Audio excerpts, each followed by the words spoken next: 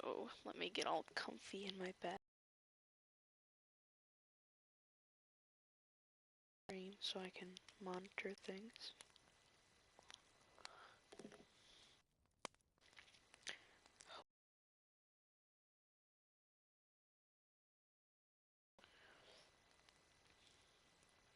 I hope so far your day's been moderately okay.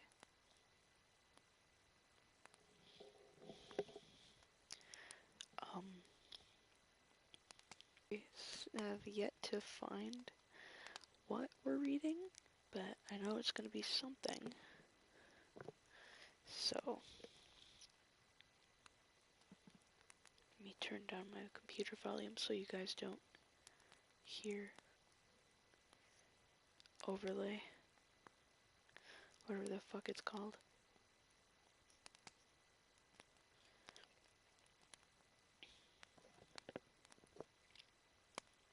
Alright.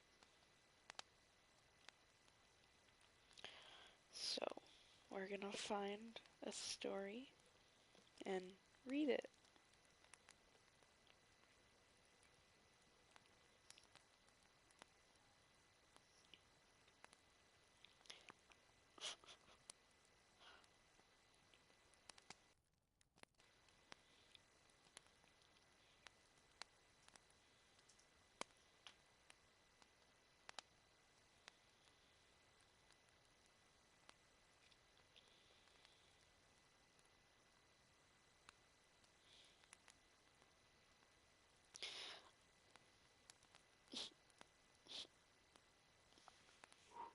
Okay.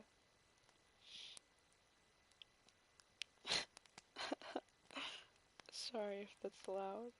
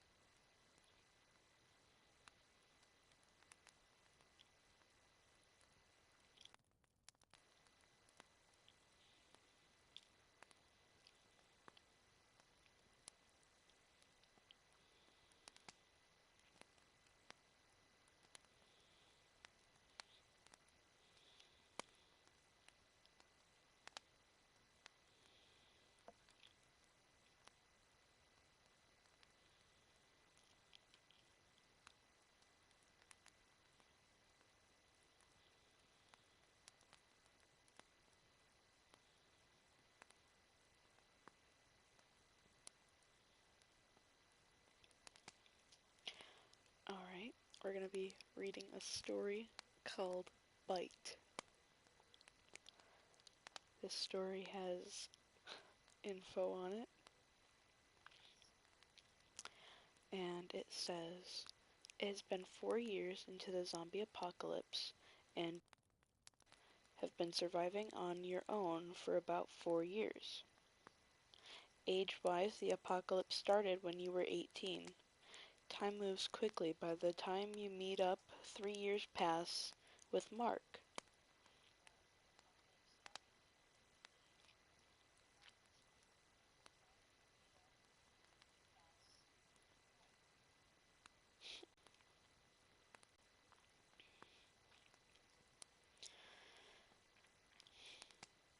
Okay.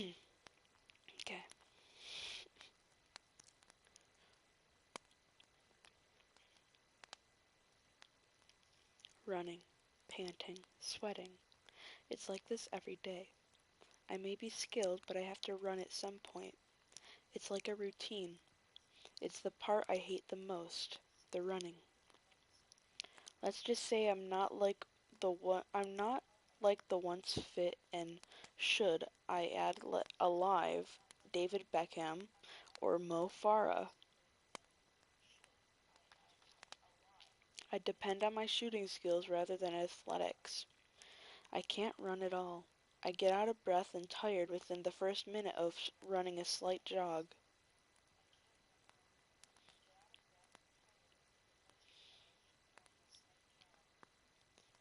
I just narrowly escaped a horde of Z's, running out of a pharmacy by the skin of my teeth, but it was definitely worth it. About 5 boxes of oh fuck,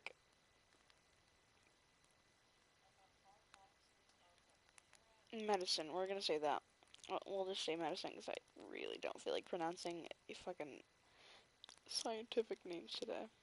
Okay, about 5 boxes of medicine, 4 packets of antibiotics, and 6 containers of ibuprofen and penicillin. I also grabbed some hay fever tablets because my stiffening and sneezing had gotten worse lately. Can't be dealing with a runny nose while fighting, can we?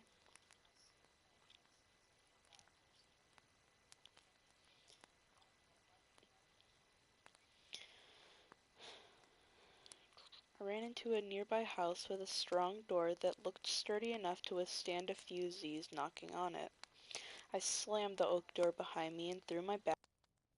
The Z's soon started to bang, and I just kept on pushing that door with my back. After a good few minutes, the loud noises stopped, as the Z's either lost interest or thought there was no longer fresh blood in the room. I was still heavily panting.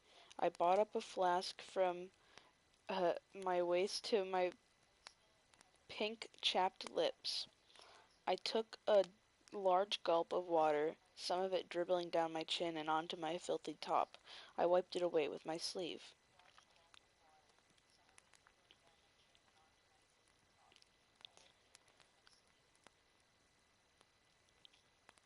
I really need new clothes.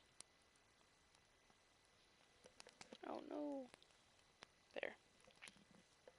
There we go. I really need new clothes. I could probably be mistaken for one of them looking this shit, I mumbled quietly to myself. I stand up and notice a bolt and latch on the door, which I immediately lock and bolt. My eyes wander around the house. There's a stairway upstairs and a good few rooms downstairs. The house probably belonged to some nuclear family. It was a good time to take a raid to the house. I peeked through the door window to check for any lingering Z's outside. Clear. I turned back to the house again and let out a sharp whistle. It wasn't loud enough to be heard throughout the house, but not by any Z's outside. Oh, I'm fucking stupid. It was loud enough, not wasn't. I waited for footsteps. As soon as I heard the light thuds, it was only it was the only one, and it was coming from one of the downstairs room. I took my axe from my hip and held it up slightly. Soon it lumbered out of the room, but something stopped me in my tracks, lowering my axe slightly. It was a girl. Looking past the bloody scabs and the jaw that had been ripped open to show the teeth and bone, she looked about the same age as me. I sighed and walked up to the creature. I let your soul move on. The axe into her scalp and through the head, splitting the head in half. I let out a grunt as I pulled the axe out of the head. I checked the rooms downstairs. I get to the kitchen, and a joyous feeling overcomes me. The place had been untouched, rather rare for times like this. I go straight to the freezer. That's where all the fresh food would be.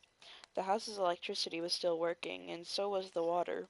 They must have put their own water pump and they must have their own water pump and electrical supply.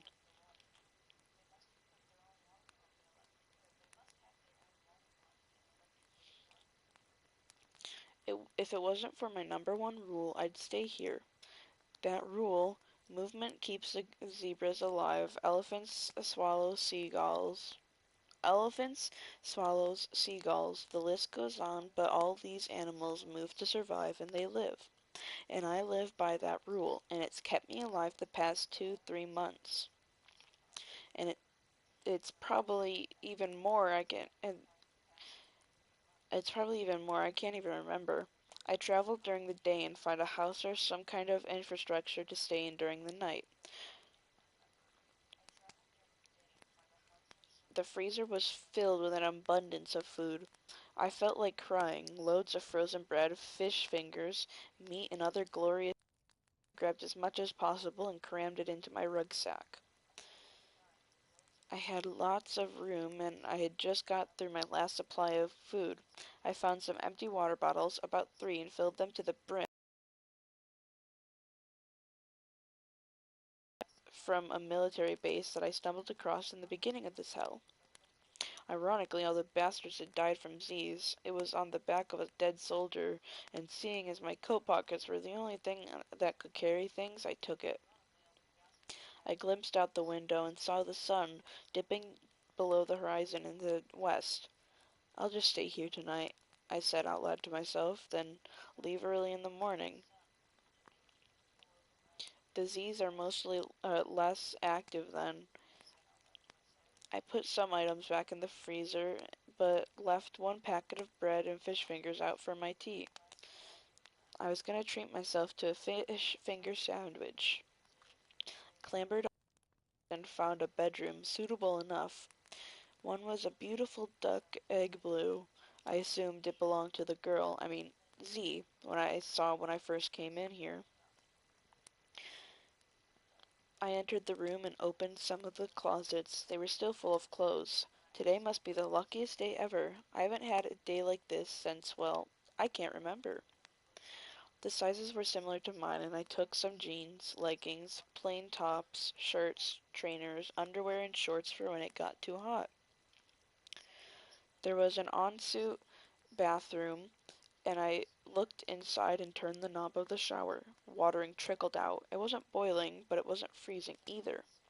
I immediately stripped out of my old clothes and put a pair of pajamas and underwear on the side of the bathtub. There was no towel, so I just used my old dirty clothes. I stood under the water, and an overwhelming sense of relief and relaxation overcame me. I rubbed my fingers into my scalp, cleaning the no longer greasy hair. I scrubbed my body clean until it was raw. Switching off the water, I stepped out of the shower, just drying myself with old rags. I slipped on the underwear, very comfy jeans, and plain blue t-shirt after drying. I felt as pure, cleansed, and fresh as an angel. I returned to the bedroom, bringing out a camp stove from my rucksack. I lit it and placed some I really am struggling right now. Hold on.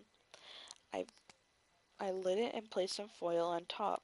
I put 2 fish fingers on the foil and let them cook. It took about half an hour, but it was definitely worth it. I felt like royalty eating cooked food. I savored every mouthful. I knew this would probably be the last time I would have these luxuries. I finished my food and glimpsed over to the bed. It looked inviting, but there was a few holes in the duvet, but still pretty good. I clambered into it and drifted asleep.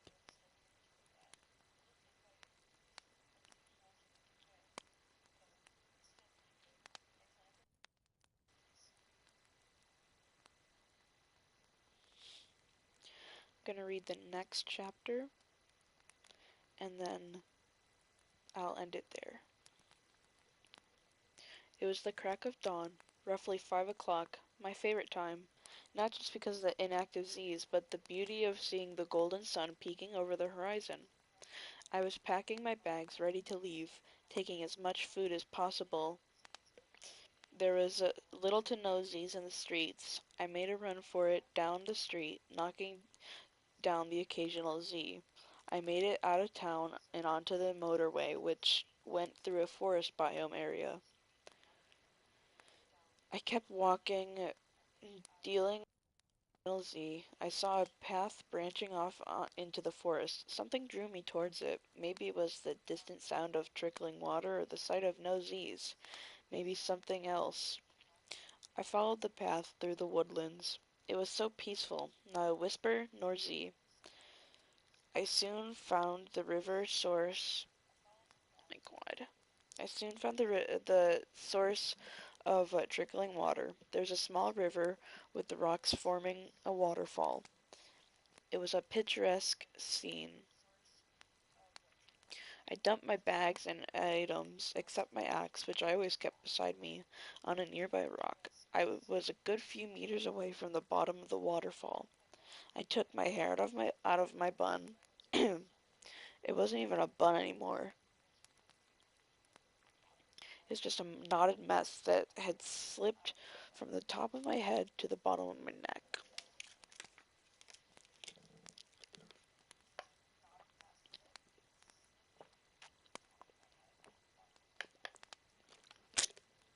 Sorry, I had to get a drink of water.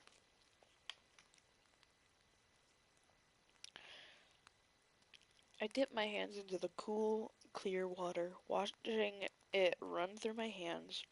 I splashed some on my face, but didn't drink any. That's another important rule. Never drink water from creeks or lakes or rivers. I am fucking stupid. Azee may have died in the water, spreading whatever infection, virus, or disease this was.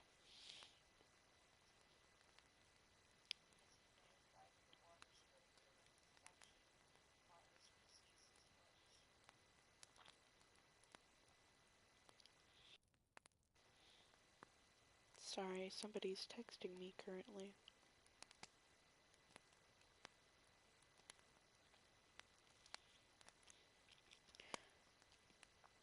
Okay. Suddenly I heard the snapping of branches from the top of the waterfall. To the right in the forest, I grabbed my axe and hid behind a rock, pulling the rucksack down with me. It would have been an easy giveaway, but the most unexpected thing happened. "Keep up, Ethan," said a man with brown curly hair towards a rather young boy with faded blue hair and a skinny figure. "We've been walking for ages though, Tyler. Can't we have a break here?" He whined. "Oh, fuck no. Please don't stop here," I thought. More people came out of the woodland, slowly walking along the top of the waterfall. There was a guy. "Wait, if you splash me again, I'm gonna chop these fucking legs of yours," the tennis ball said. He had a really strong Irish accent as well as a painfully loud voice. They must run into Z's a lot with him around. The, what I assumed, last member of the group walked out. He had a dark brown, black hair, muscular figure, and a bit on the short side, deep brown eyes, and a bland Labrador was towed at his side. He looked like the alpha of the pack. He scouted the area. I had to quickly duck down before being seen, or so I thought.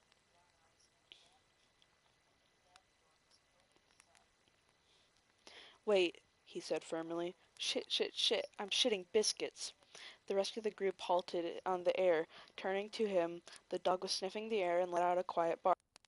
"Bitch!"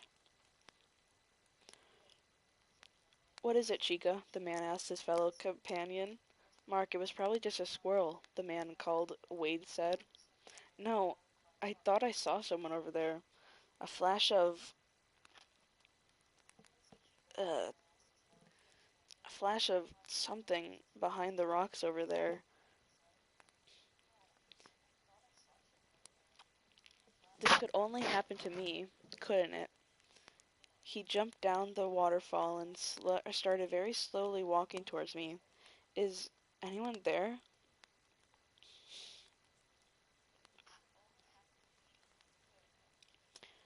"We don't want to hurt you. You can join our group if you want. Everyone is really nice here, I promise. We can take care of you, of each other." His words sounded truthful, but I go solo. I discreetly put my rucksack on my back and jumped from behind the rock and darted like Usain Bolt into the woods.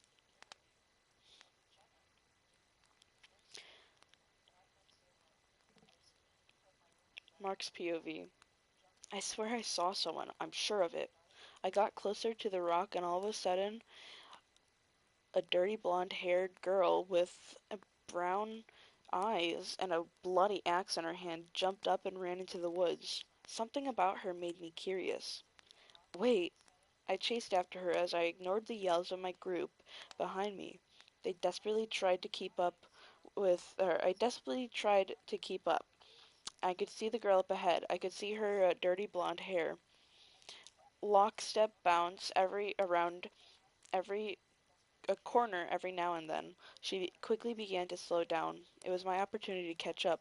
We were now approaching the motorway. She ran out into the road. She kept going, yet I stopped in my tracks. There was 5 or 6 grabbers out on the road. Is she gonna stop? Taking on that may result in death. The others caught up to me to watch the girl. She was heavily out of breath, but still ran like her life depended upon it. She brought her axe up and swung it down onto the grabber's skull, while taking a knife from her waist and stabbing another in the eye. She withdrew her weapons from her victim and moved on, stabbing another one and one with her knife while cutting the head off clean of another.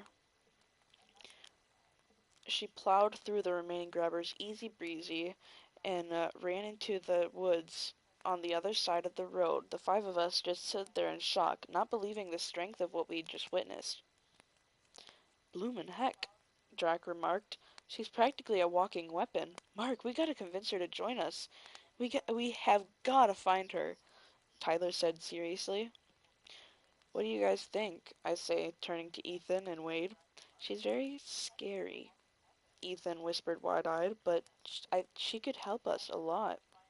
I think it's an opportunity we shouldn't waste, Wade added. I nodded. Decision made. Let's get after her before we lose her. We followed her tracks back into the wood, hoping to find her. There's something different about the it was something different about the dirty blonde. She intrigued me immensely. We continued to follow the curious girl's trail, which Chica was showing us. I had a baseball bat in my hand, ready to use if needed. After a few hours, we came across a worn building. We decided to check because either A, there would be supplies, or B, the girl inside. I signaled to the group for them to keep quiet. We crouched and snuck inside, each taking a different entrance, our weapons at the ready. We searched the place, but no girl. As many supplies as possible, then we'll move out, I shout to the group. I hear replies in agreement. I walk into what I assume is the kitchen. There was a knife on the rack. I took it and put it in my belt. From what I could see, there's nothing else. Right, let's move out, I yell. We meet outside and continue to follow her trail. We need to pick up pace. We're gonna lose the trail. It's almost nightfall, Mark. We need to find somewhere to stay. The sky was a bloody orange. Okay, next building or infrastructure we come across, we can stay there. It'll also be likely we will, or the girl will be there too. She'll need a place to rest overnight. We kept walking the faint trail.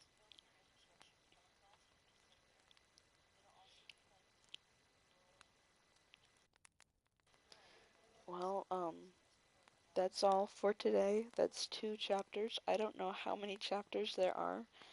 So, if you couldn't tell already, this was a a Markiplier um X reader. So, anytime you hear me say like hair, or not like hair color, but like dirty blonde or something, it's me just self-inserting so I don't have to say the word hair color out loud. I hope you enjoyed so far, and I'm go. So, adios. See ya another time. Goodbye.